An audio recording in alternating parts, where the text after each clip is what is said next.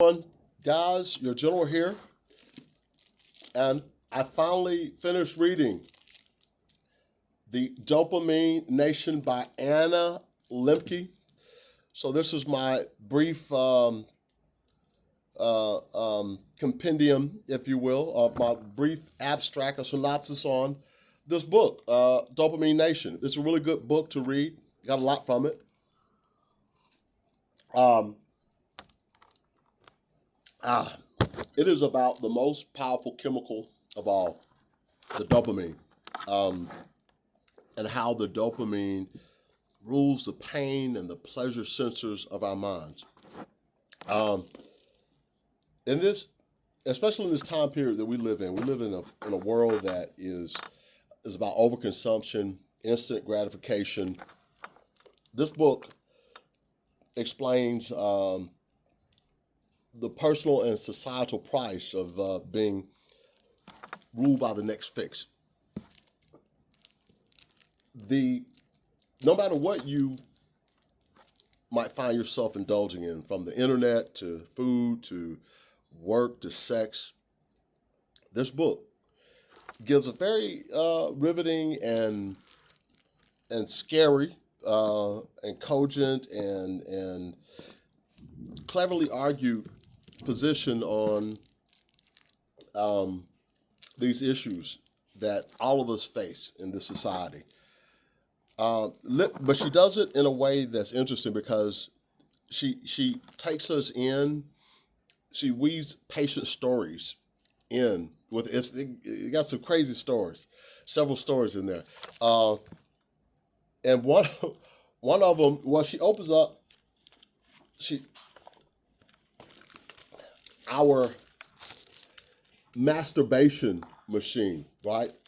And this is actually a story about a guy uh, uh, who had a problem um, with masturbation. That was his addiction. Okay, and interestingly, she took me through his story. She was sitting there, and this guy came up with he created, his addiction was so strong, he created a masturbation machine out of a record player. Yeah, let me say it again. A masturbation machine out of a record player, and turned the open my phone. See, my phone just started sliding down there. He could had it adjustable with the She even said she was a little like, oh my God, what am I? Is this crazy? Is this too perverted or whatnot? But the point is, this was his addiction, and that she attempted to help him with, and his pain, reward, pleasure was connected to this, and she helped guided him through that and getting off that addiction. And then there was another one that she talked about, another patient. This particular patient had a problem with reading sexual genres, not porn, but books that were geared towards sexuality, and she would get a pleasure from reading this, and she read so much that she became not interested in the plot of the story, but just in between, just the sexual encounter between the villain and the hero, and she didn't work that much. And again, just would read these things because she was addicted to it. Anyway, this book helps persons find a balance between problems such as this. And as I mentioned before, the Bible tells us that we're living in critical times, hard to deal with. And these times are very unprecedented. These times gives us high access to high reward, high dopamine, stimulants, drugs, food, news, gambling, shopping, gaming, texting, sexting, Facebooking, Instagramming, YouTubing, like my little addiction there. The numbers show that so many people are being pulled in by all of these distractions of the world. And so again, just to sum it up, this book is a great read. I would suggest it.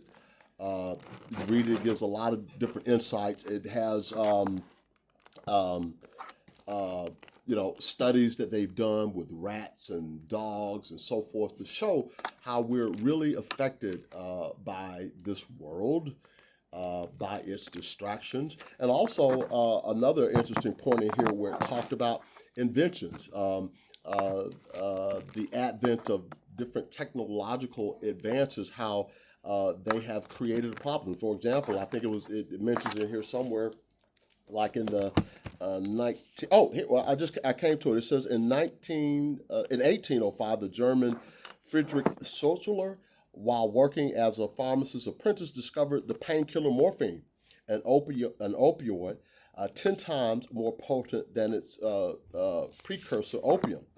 In 1853 the Scottish physician Wood invented the hypodermic syringe. Both of these inventions contributed to hundreds of reports in late 19th century medical journals for addiction to morphine. So again, the advent of the hypodermic needle helped to people get high more, and then the heroin situation that came about too.